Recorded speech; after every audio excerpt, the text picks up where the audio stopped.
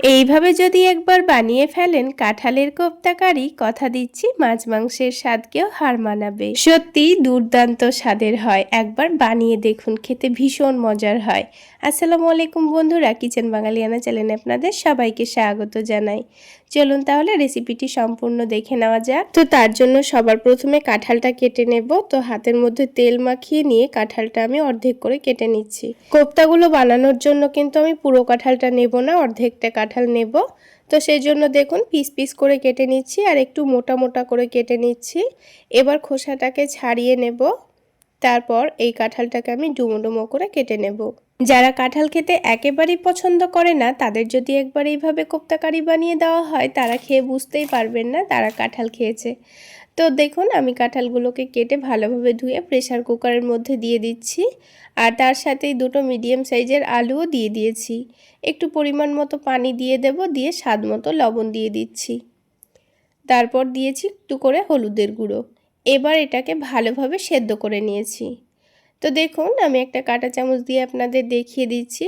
কাঁঠাল আর আলু কিন্তু খুব ভালোভাবে সেদ্ধ করে নিতে হবে। এবার পানিটাকে ভালোভাবে ছেঁকে নিতে হবে।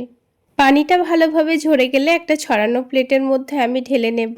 তারপর হালকা ঠান্ডা হয়ে গেলে আমি এটাকে কাঁটা চামচ দিয়ে ভালোভাবে ম্যাশ করে নেব।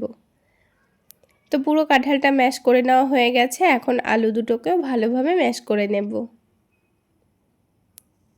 তো দেখুন আলু দুটোও কিন্তু খুব সুন্দর করে আমি ম্যাশ করে নিয়েছি।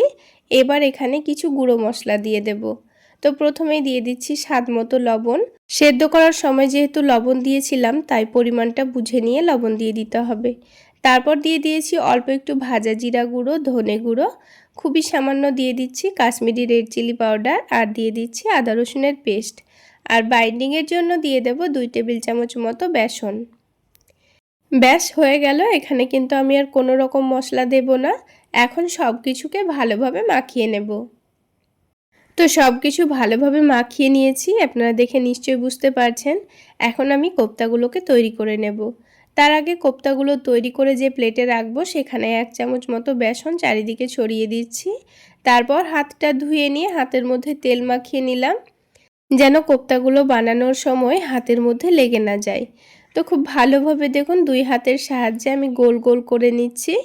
আর যে প্লেটের মধ্যে আমি অল্প করে বেসন ছড়িয়ে রেখেছিলাম, তার মধ্যেই কোপ্তাগুলোকে রেখে দেব, তাহলে প্লেটের মধ্যে লেগে যাবে না।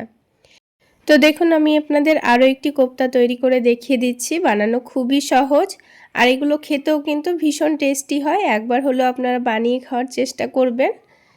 তো একে একে কিন্তু সবগুলো আমাদের কোপ্তা তৈরি করা হয়ে গেল। তো এবার এই কোপ্তাগুলোকে ভেজে নিতে হবে। তো ভেজে নেওয়ার জন্য প্যানের মধ্যে পরিমাণ মতো সরিষার তেল দিয়ে দিচ্ছি, আর তেলের পরিমাণটা একটু কিন্তু বেশি দিতে হবে। তারপর তেলটা ভালোভাবে গরম হয়ে গেলে একটা একটা করে কোপ্তাগুলোকে দিয়ে দেব। তারপর এগুলোকে একটু সময় নিয়ে উল্টে পাল্টে ভালোভাবে নাড়াচাড়া করে ভেজে নিতে হবে।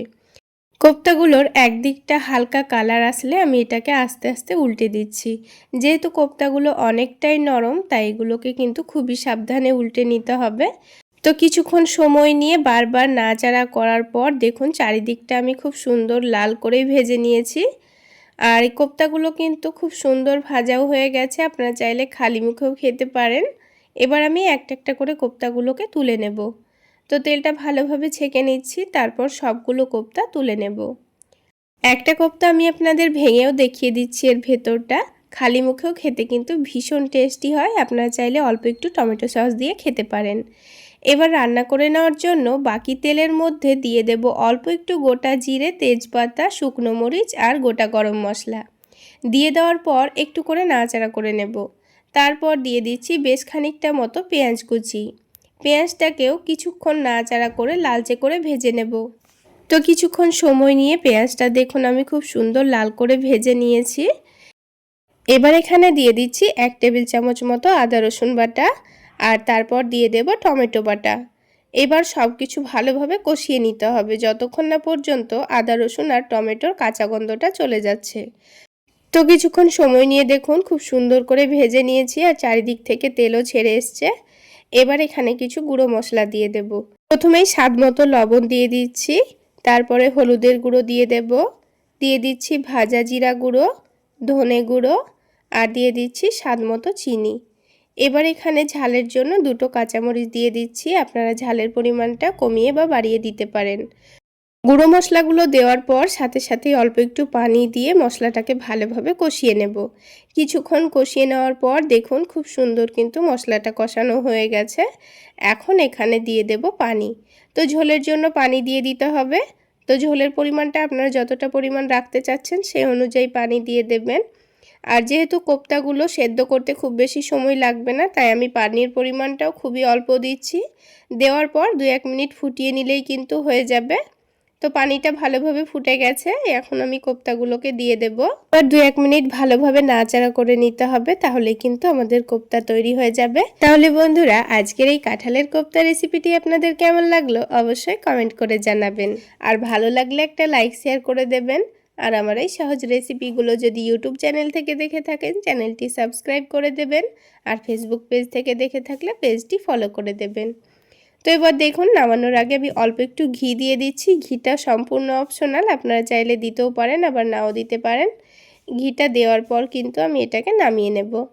তো বন্ধুরা, আমার রিকোয়েস্ট রইল একবার হলেও আমার রেসিপি ফলো করে আপনারা এইভাবে কাঁঠালের কোপ্তা বানিয়ে খেয়ে দেখবেন। আর অবশ্যই কমেন্ট করে জানাবেন খেতে কেমন হয়েছিল। তাহলে বন্ধুরা, আজকে এই পর্যন্তই। সকলে অনেক বেশি ভালো থাকবেন, সুস্থ থাকবেন। দেখা হচ্ছে আবার একটি নতুন রেসিপি নিয়ে নেক্সট এপিসোডে।